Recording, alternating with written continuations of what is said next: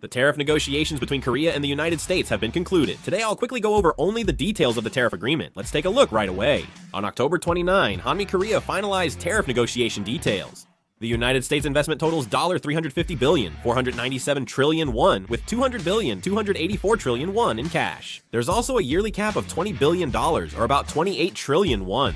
This means investing up to 28 trillion won annually, though it's not always necessary to invest the full amount.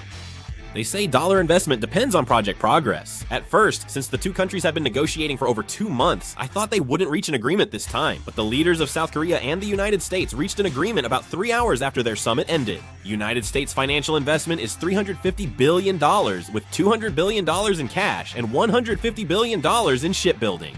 Currently, the shipbuilding industry cites the MASGA project, which many know. Our country was chosen to lead it. It's also worth noting the investment includes guarantees. The National Security Council decided to launch a shipbuilding cooperation council for the shipbuilding industry. Let's also consider tariffs. Mutual tariffs between the two countries have dropped to 15%. Tariffs on auto parts dropped from 25% to 15%, causing Hyundai Motors' stock price to surge. Aircraft parts, lumber, and pharmaceuticals get most favored nation status. Tariffs won't apply to natural products not made in the United States. We must closely monitor the semiconductor sector. Regarding semiconductor tariffs, which are in competition with Taiwan, the presidential office stated that the tariffs have been set at a level that is not disadvantageous compared to Taiwan. The main concern in this tariff negotiation was the impact on our foreign exchange market, as many believed heavy investment in the United States would strain Korea's foreign exchange market. However, that burden has been greatly reduced. Since it's Korea and the United States, we actively explained the unique characteristics of the Korean foreign exchange market and the need for safety measures, and we were able to build a consensus. We decided to split the investment instead of paying $200 billion up front. I should also explain the returns. Korea and the United States agreed to split investment returns evenly until principal and interest are repaid. If it appears that Korea will not be able to fully recover the principal and interest within a certain period of 20 years, the profit-sharing ratio can also be adjusted. We successfully defended the agricultural, livestock, and fisheries markets, which were the most sensitive domestic issue.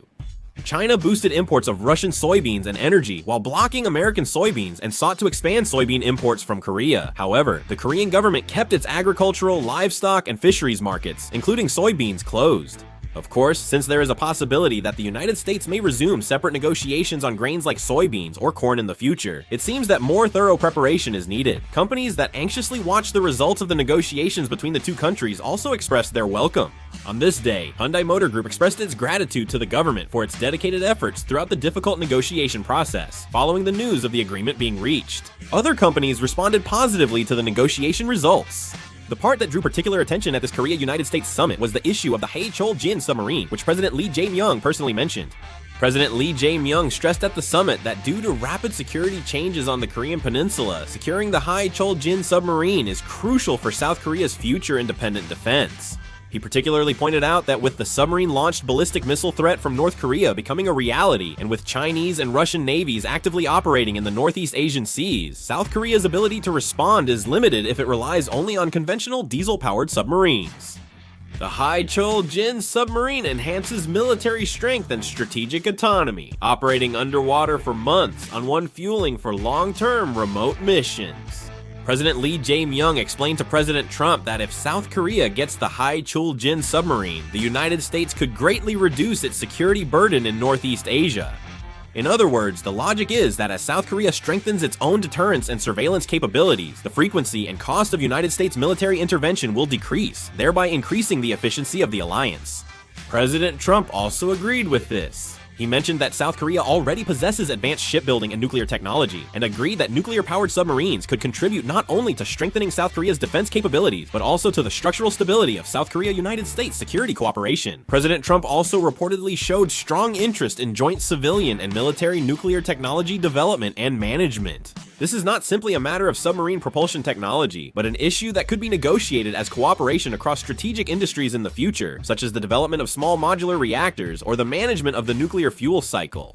South Korea is already recognized as a country with world-class nuclear power technology and reactor design capabilities, and it appears that both sides share the understanding that this technological foundation could serve as the starting point for a strategic nuclear partnership between South Korea and the United States. If the negotiations become concrete, it will be a significant turning point that could not only strengthen South Korea's defense capabilities, but also lead to the advancement of nuclear technology and the overall competitiveness of the military industry.